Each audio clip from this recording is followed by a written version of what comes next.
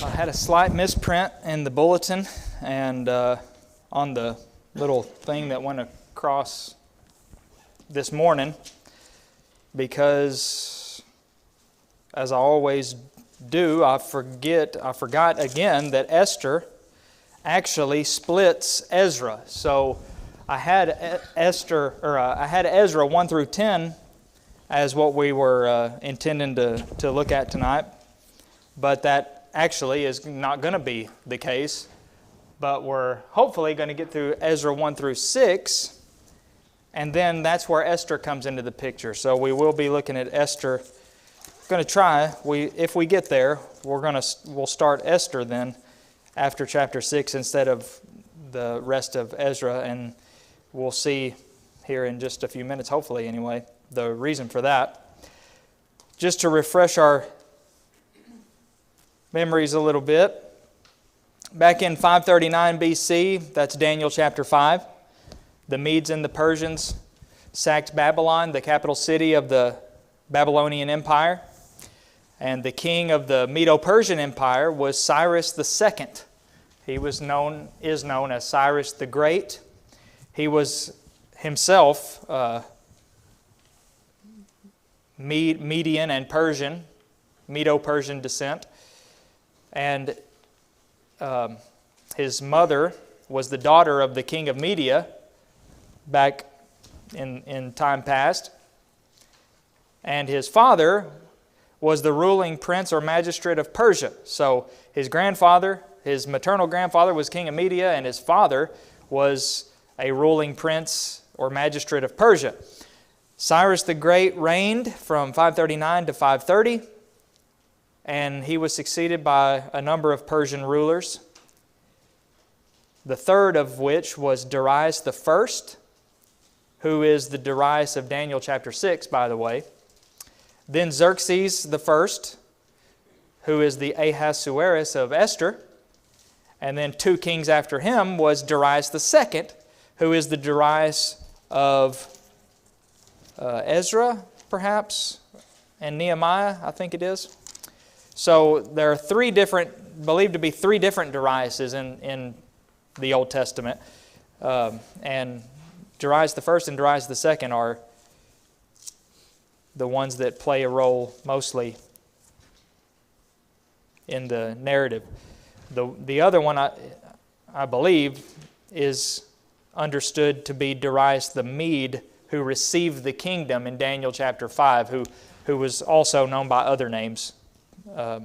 But at any rate, God fulfilled His promise as well as Isaiah's prophecy and Jeremiah's prophecy in 538 BC when the Persians destroyed the Babylonian Empire. So just as it was the case in the deportation out of Jerusalem, there would be 3 different groups that would return back to Jerusalem. And the first of those was under the leadership of a man named Zerubbabel. And this pretty much covers Ezra 1 through 6. And then, that was 538 BC. The temple project began then. First 3 chapters of Ezra or so.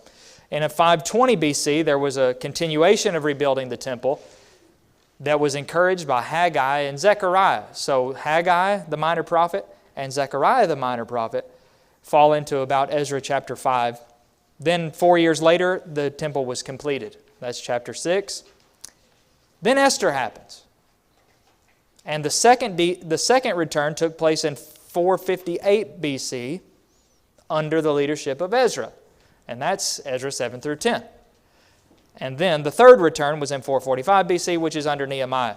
So this is how I've characterized, or what I think is helpful to understand these 3 returns is Ezra 1 through 7 is Zerubbabel. 1 through 6 is Zerubbabel. 7 through 10 is Ezra. And then Nehemiah is Nehemiah. Those are the 3 returns. Ezra records, just imagine Ezra 1 through 6 is the book of Zerubbabel. If that was the case, it would be very easy, because then we'd have Zerubbabel, Ezra, Nehemiah. But instead, Ezra records both of the first 2, and then and then Nehemiah records the third. So they were several years apart, especially between the first two returns, and then just 13 years between the second and third returns. But here's how it all started. In addition to Daniel 5, of course, when the Persians and Medes took over, Cyrus, the king of Persia, in his first year, it says that the word of Jehovah might be fulfilled, that the word of the Jehovah by the mouth of Jeremiah might be fulfilled. Jehovah stirred up the spirit of Cyrus, king of Persia, so that he made a proclamation throughout all his kingdom and also put it in writing. He said, Jehovah, the God of heaven, has given me all the kingdoms of the earth, and he has charged me to build him a house at Jerusalem, which is in Judah. Whoever is among you of all his people, may his God be with him, and let him go up to Jerusalem, which is in Judah, and rebuild the house of Jehovah, the God of Israel. Now, Cyrus was prophesied by Isaiah and called by name in Isaiah 45.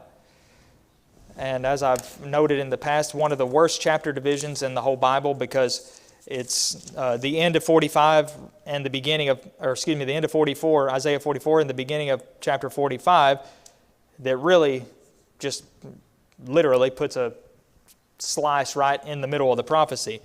But he's called by name, and God says she shall be built, that is the temple. And of the temple your foundation shall be laid, saying of Jerusalem she shall be built, and of the temple your foundation shall be laid. And he says, I've anointed Cyrus to subdue nations before him, to loose the belt of kings and open doors before him that gates may... So God prophesied that this Cyrus, and that prophecy was made before Cyrus was even born, by the way. He's going to be my servant to do my bidding. Now, Cyrus somehow came into the knowledge that Jehovah, the God of Israel, the God he calls the God of heaven, declared that he would do this thing. How did he find out? Well, only a few options. One is that God told him.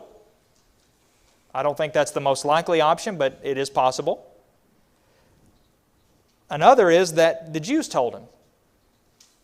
That is very likely, very possible.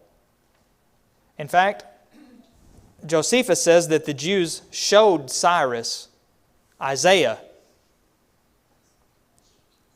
44 and 45, what I just referenced, and that is what instigated this whole situation. So, I don't know if you've ever watched any TV or movies that are about time travel, but it'll make your head absolutely spin because our minds can't even comprehend that concept and how chicken and egg, did this happen because of this, or did I make this happen because of something that happened, back in time? It just doesn't work in reality. So whenever it really is a head spinner. Well, imagine being Cyrus and you're shown a prophecy about what you're going to do, and you do it. He ends up doing it because God said he was going to do it. It's just fascinating. It's unreal to think about that concept, if that is true. Of course, that the Jews showed him, as Josephus said, the Jews showed him the prophecy of Isaiah, and there he is called by name, showing you a 100-plus-year-old prophecy where you are called by name before he was even born, much less before he became king. This is the Cyrus cylinder. Looks similar to one we looked at before. All that Persian writing. Nothing's ever been discovered that contradicts with the narrative of Scripture. Plenty of things have been discovered that cause other records to be corrected, but never the Scriptures. Josephus also says that Cyrus actually financed this whole affair out of his own pocket, which, again, if that's true, that's pretty commendable. And it seems that is confirmed by the record that Darius finds in Ezra chapter 6. seems to corroborate what Josephus claimed about him financing that out of his own pocket. So this is setting up this first return. Here's another inscription that's been found over there. It's a decree of Cyrus. It says, I am Cyrus, the Achaemenid king. That's that fancy word for what we call the Medo-Persian Empire. It's also called the Achaemenid Empire. So, in case you can't read that, like me, looks like a bunch of scribbles to me. I am Cyrus. It's in 3 different languages. We can at least see that there's 3 different things going on here. They don't look like different languages to me at all, but maybe different dialects of fairly akin languages. I can see that the characters are different, here, but still looks like the same general language to me. But then again, there are some languages that use the same characters that we use for the most part. The letters are just all jumbled up to us. So that says, I am Cyrus, Achaemenid king, in Old Persian and Elamite and whatever that other one was. So the first return took place in the second and third chapters of Ezra. It's 538 to 537 BC. This is a coin that was found that reaches back to 490 BC, somewhere around that period. Not all the way back to where we are, but pretty close. It at least is in between. Let me check my dates on that. Yes, it would have been even before Esther, based on when it's dated from. Here's the map we looked at before of the empire. So here they're finally ready and able to go back. The 70 years are complete. That God said 70 years. Jeremiah told them by God's word, we are destined or it is determined that we will be here for 70 years. Apparently clicked when I shouldn't have clicked. I probably just did it again, but we'll see. 70 years, now that's over. Now they get to go back. And what are they going back to? Yeah, they're going back to Jerusalem, which is a pile of rubble. But it's still Jerusalem, isn't it? And to them, that's all that mattered. Nothing, there was no home but there. So rubble, Jerusalem razed to the ground is better than the greatest palaces and castles anywhere else on earth to them. So just as they had been taken over, this is Babylon, that's where Daniel would have been. Susa, right here, is where Esther is going to take place in just a little bit. But now they're going to get to go from Babylon and wherever else they are, back to Jerusalem, and get started on what God intended for them to do, which was to build the temple. Rebuild the temple. That's item number 1. Before the city, before the walls. And Cyrus understood this. He has appointed me to build him a house. Wasn't exactly true. I mean, it's not exactly accurate, but he did intend Cyrus to play a role in letting the Jews go back, which in itself was a very big deal. But this was also probably a way to curry favor with these people. But he still didn't have to do that.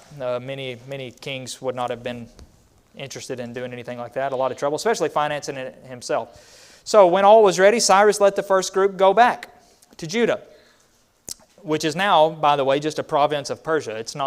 They're not a nation. They're not anything. They are just another territory that is owned by Persia.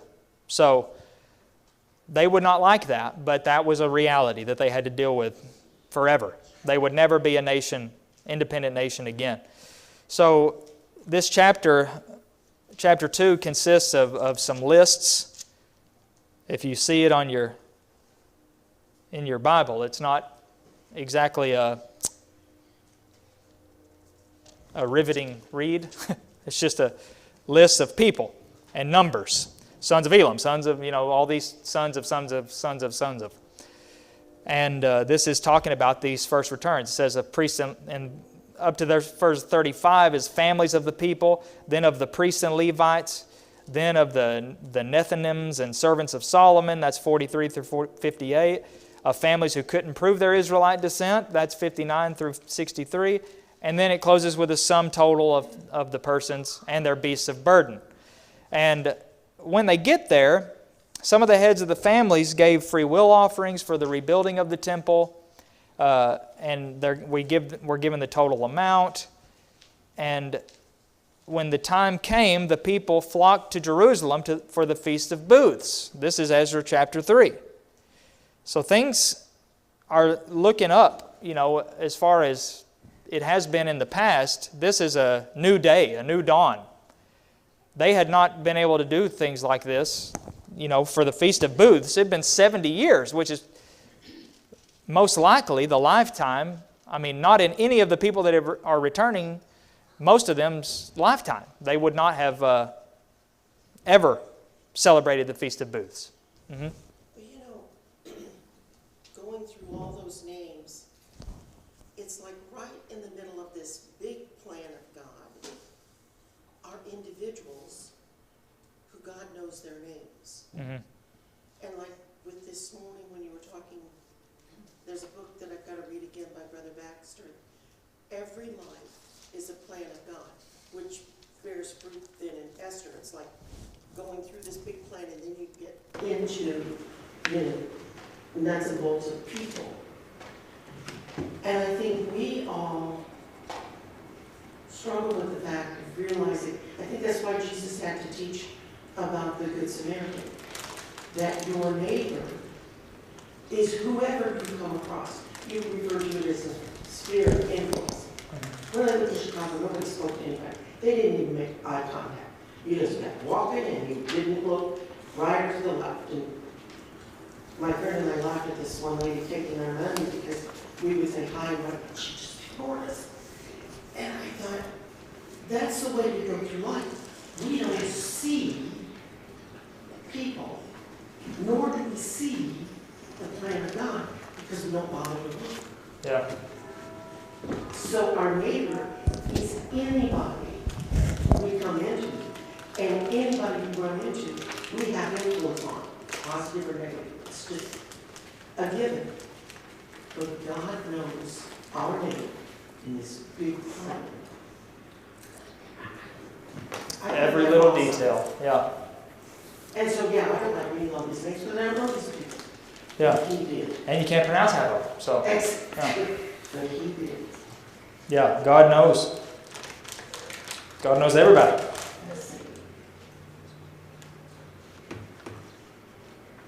There is one little tidbit that sort of foreshadows maybe some negative things, and that is in the end of chapter 2, verse 70.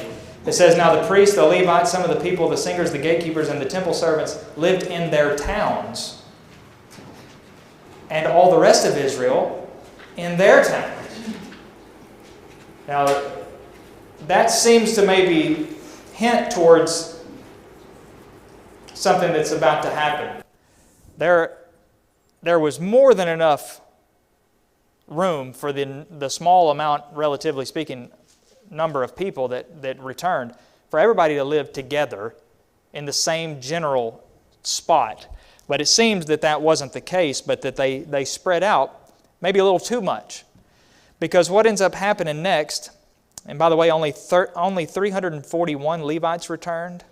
That may sound like a lot to us, but compared to what it used to be, apparently it was a very, very small number. But they began making arrangements for the temple to be built.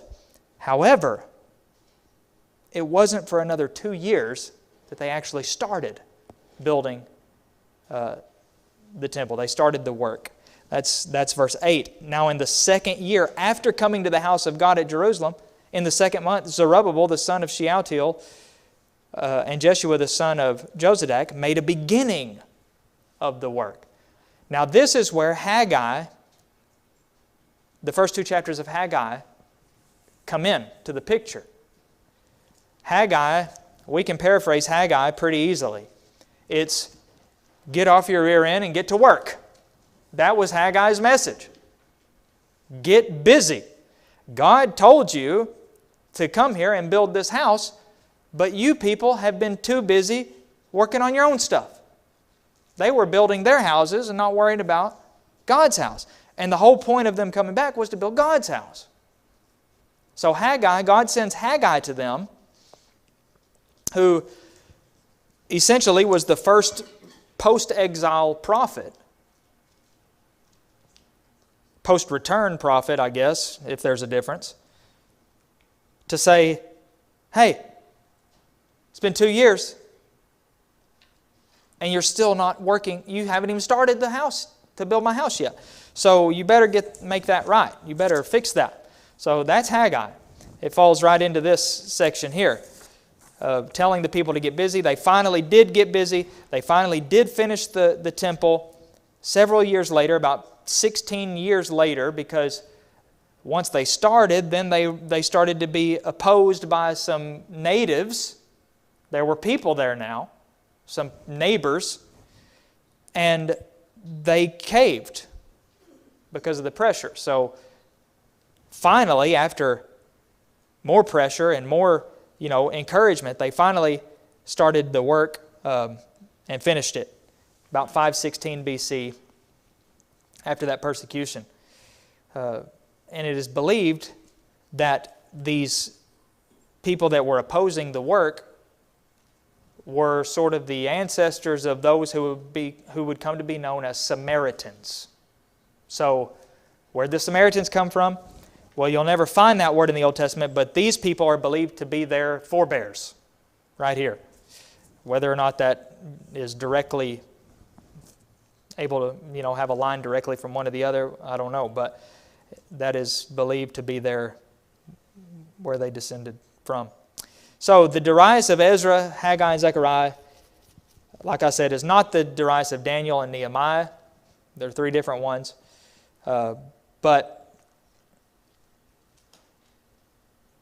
the Darius of Ezra, Nehemiah, Haggai, and Zechariah is Darius the Great, Darius the First, who was the father of Ahasuerus, Esther's husband. So it would be very easy to get all those Dariuses confused because they're sort of clumped up together for the most part. So, Haggai's message was start working, and Zechariah's message was start repenting. And we'll just leave that there. The fruits of their labors, we've already said, they finished building the temple, dedicated it, supposedly March 12th, 515 BC. Take it or leave it. But it was quite a long time after they actually got there. Again, it was 2 years before they even started. So now they have finished it. And Darius actually made a decree the same as what Cyrus made. This is chapter 6. He added a little extra in there. He says, if you don't obey this, you're going to be crucified.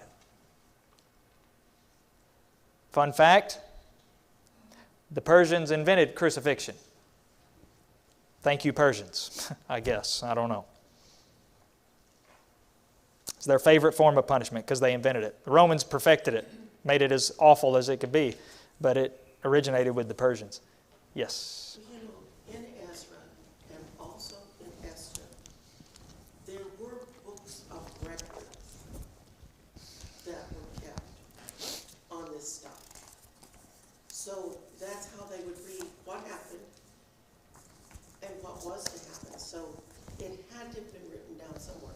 I'm not sure, are these books of record our Bible, the Torah, or were they just history records that kings and people kept?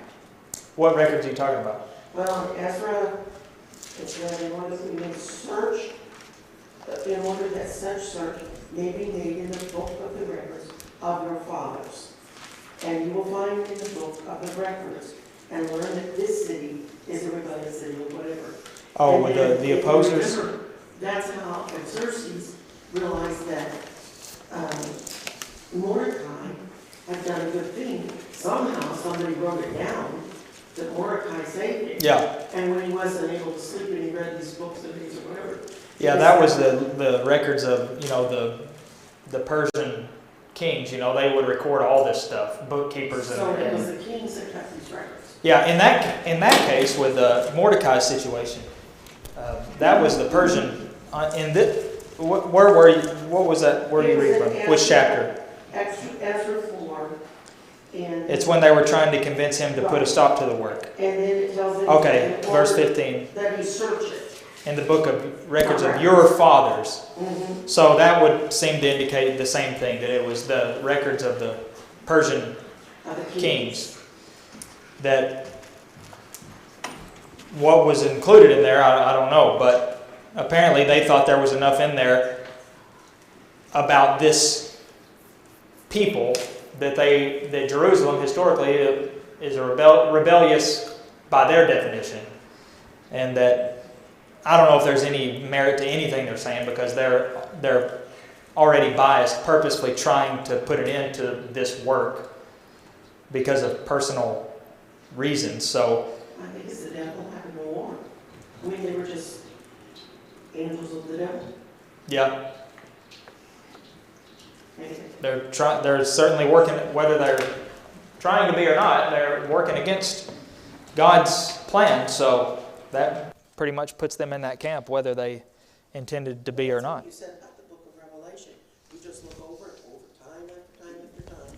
God's people are trying to do His will, and there's the devil always trying. Yeah, it's always been that way. Yep.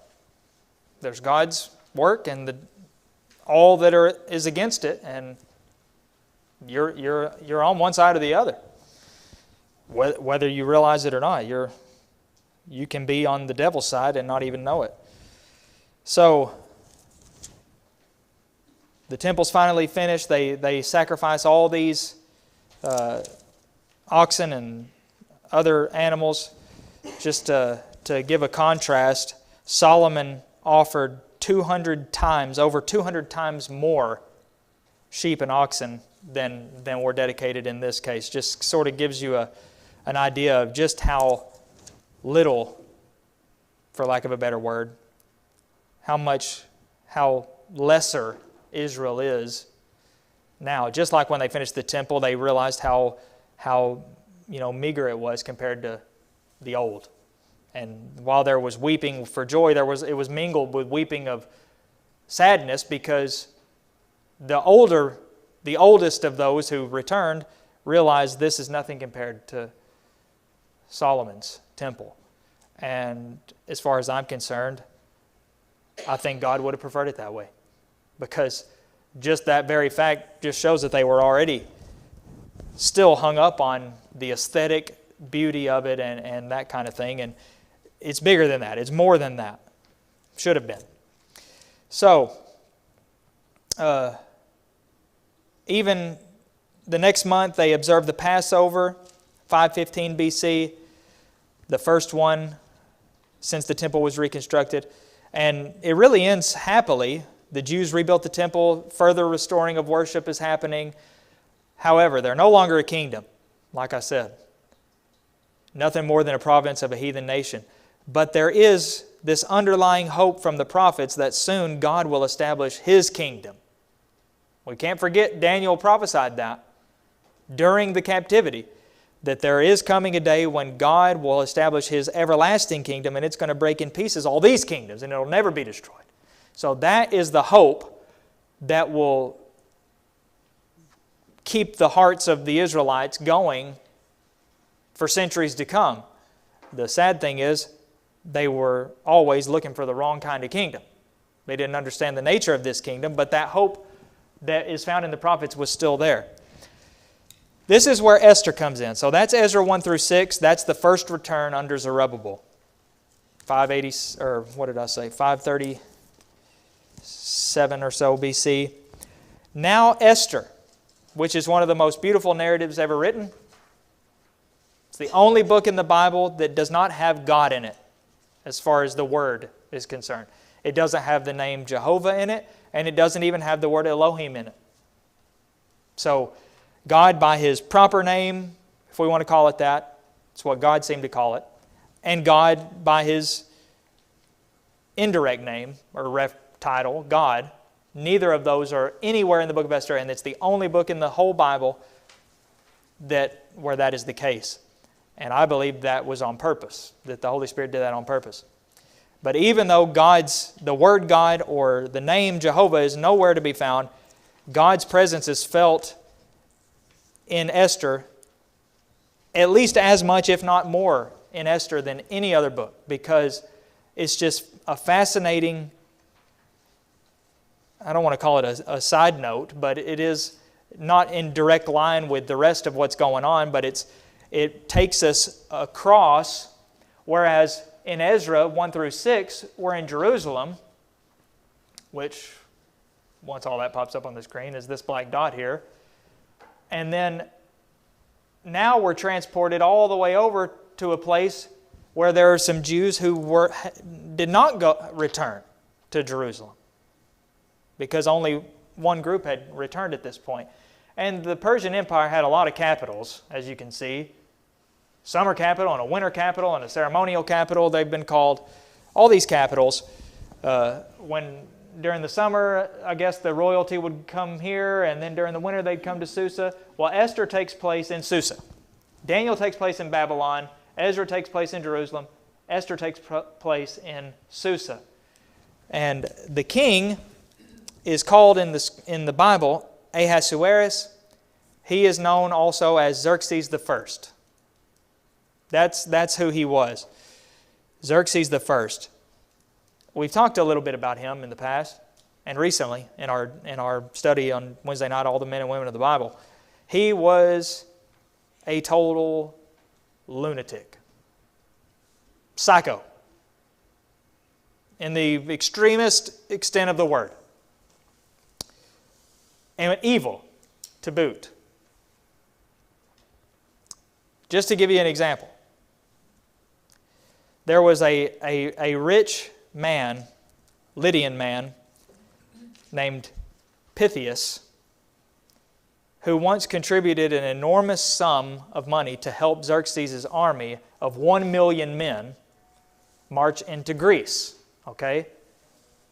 He contributed a huge amount of money for his army of 1 million men that even included entertainment along the way. So they just went all out. This man paid for it. Afterwards, this man, Pythias, requested that he had 5 sons that were in that army, that military band. He requested that the eldest of them be released so that he could see him in his old age. Okay? Sounds like a very reasonable request, doesn't it? Didn't ask for all of them. Didn't even ask for 2 of them. Just one. Just the oldest. Surely, after all he's done, when you got an army of 1 million men, that's not asking very much. Well, guess what Xerxes did? Said no. No, saying no wasn't enough for him. He ordered that eldest son of this man Pythias be cut in 2. And that the entire army is to march between the 2 pieces of his son. That is the response he got. That's the kind of man this is. This is Esther's husband, by the way, or soon-to-be husband. He's not her husband yet, because we haven't started Esther. But this is who this man is. He's also the man that we talked about who commanded the sea to be whipped. That automatically makes you a psychopath, period. That's all it takes to be a psycho, is you're whipping the sea, okay? Because your bridge that you built broke. First of all, he had every single slave that worked on that bridge beheaded. Then he had them whip the sea. And then he had them put the sea in chains. Now go home and try that in a puddle or a pond. Put the sea in chains. What a weirdo. So, he's throwing chains into the sea, and that's supposed to be him. He's got it in chains. It's his. He's punishing it. Man, that is just something else. So, that's a picture. That's just a snapshot of who this man is. Xerxes. That's who Esther's dealing with. Whenever Mordecai said, you need to do something, and Esther said, hey, if I go in there without being summoned, I'm going to die. You better believe it. Look at what we just looked at. This man who paid all this enormous money just wanted one of his sons to be able to come and see him because he's going to die soon. And you cut him in half? What a evil, evil man. Doesn't get any more, it's hard to imagine something more evil, just vicious, pointless, just because of pride or whatever. So, it was the 6 month, a 6 month interval of this intense preparation by Xerxes for invading Greece. Remember, the next kingdom in line, based on the prophecies, or based on history from our perspective, is going to be Greece. Daniel's vision of that ram and that goat, the ram was going through there, nobody could touch it, and then that goat comes up and just smashes that ram to pieces. That ram was Persia, and that goat was Greece. Greece is already trying to rise up, so Persia's trying to, play whack-a-mole, and every time something gets started, they're going to go beat them down. Well, that's what's going on here. This 6 month interval of intense preparation. It says he reigned from India to Ethiopia. Here's India, this section over here, and it would be, all over this part here. And down here is Ethiopia. So there's exactly as the Scripture says. And in those days, when he sat on his royal throne in Shushan, which is another word for Susa, is when this stuff happened. The 3rd year of Xerxes' reign, this great feast was underway before marching to Greece. They're about to go march away. So this great feast is held. And on the last day of this feast, Xerxes commanded the queen to come and show her beauty. What does that mean? I do not know. Apparently she was beautiful. Now, I don't know if it's necessary to assume that this was something vulgar or she was going to come through prancing around naked. I don't see any, unless I'm missing something, I don't see anything in there, but some have interpreted that to be a euphemism for something inappropriate. Yeah. As violent as this man was, and had no regard for life, what in the world was she thinking? That she To would say no. survive that? Well, she did survive it. I don't know why. I'm surprised he let her survive. Yeah, obviously there was a reason why. If he would have been able, without consequence, to put her to death, he probably would have. This is a man who's not afraid to put people to death. Maybe losing men or losing alliances somewhere. This is clearly a man who's not going to be concerned with anything but personal, direct consequence. So I'm just working backwards, I guess, that if he didn't put her to death, there must be a reason. If there's not one given, he probably had somebody that said, look, if you do that, you can kiss this war goodbye or something like that, and he may have very reluctantly and angrily, begrudgingly let her live. I don't know. But she is not necessarily painted in a favorable light. It all depends on what it means by show her beauty. If he just wanted to show how beautiful she was, and, as a pride thing, that's one thing. But the implication seems to be that she just said no because she didn't want to be told what to do. Not because he was asking her to do something inappropriate necessarily, but that she was having her own feast with the women. It just seems like a pretty obvious situation that's going on here. The king is having a feast of men with the men, and he commands the queen, his lady queen, to come and show her beauty, and she, with all her women, says no. She's a feminist icon, is I guess what she is. No man's going to tell me what to do. And he didn't like that very much. So she is demoted. Lucky for her.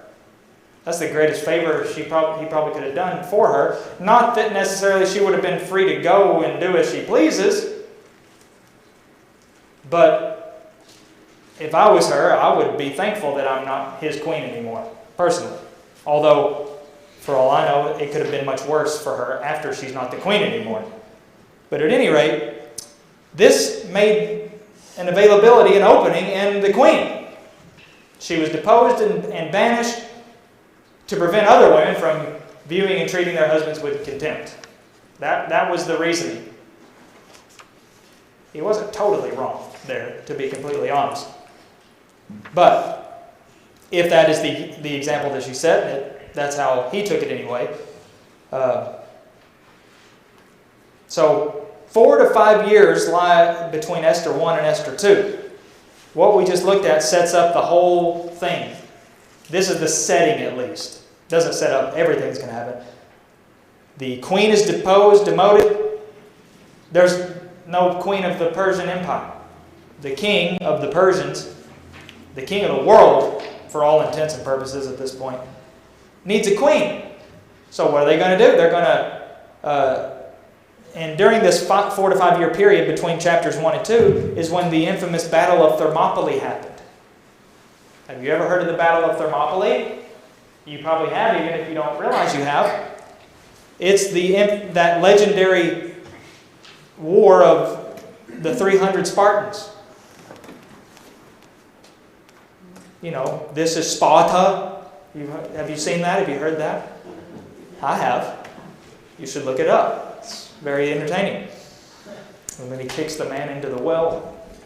Just Google it. This is Sparta. I bet it's the first thing that comes up. Anyway, Nice guy. yeah, he was a nice guy. As long as he's not kicking me in the well. But yeah, the Battle of Thermopylae, the last stand of the 300 Spartans, that took place in between Esther 1 and 2. That king, Xerxes, the man who was the king of the Persian army fighting against the Spartans, was Esther's husband. Not yet, but he's going to. Spoiler alert. I think I'm way past this. I don't even know what. This is where they built the bridge and he whipped the sea and put it in chains. There's his boat. The one that worked. First one didn't work. That one did. Well, boat bridge. I said boat, I meant bridge. The bridge made out of boats. This is how they did it. A pontoon bridge made out of all these boats all the way across the Hellespont. And there's Xerxes, Ahasuerus. There's his tomb. But anyway, as we're out of time, this 4 to 5 year period while they were gone fighting, that's the period between chapters 1 and 2. And after that is when Xerxes, they're going to replace the queen. They're going to try to find a new queen. And what they're going to do to get this to happen is take all these young ladies, virgins, and present them to the king, and he's going to choose one of them. Not a great day for these young virgin girls. They're going to be taken from their homes forcibly. It's not a good day to be a pretty young lady. This is one of those times where you want to make sure that you're a very ugly young lady, because then the king won't bother you. So there are benefits to not being beautiful, just so you know. At least there were back in those days. So these women will be forcibly taken from their homes, secluded for life among this wretched company. I mean, Esther is a remarkable young lady for many reasons. Not the least of which is that she was able to conduct herself in the way she did in this horrible situation. So this is where we meet Mordecai and Esther. Mordecai was her first cousin, her foster father. We might think of her, I guess they're kind of a father-daughter relationship, kind of like an uncle, first cousin. But she was a Jew, a young Jewish woman. And she was among this group that was going to be taken before the king and had a chance to, win the jackpot to be the new queen. I don't know which would be worse, to be chosen or to be not chosen. I don't know what the consequences were of not being chosen. What happened to those girls. I don't know. Maybe I don't want to know. But either way, it's kind of a lose-lose. But that sets the stage for the book of Esther, and next week we'll finish that up. And once we get done with Esther, which should be next Sunday, we will finish Ezra, and then we'll get Nehemiah, and that will be it. That will be the end.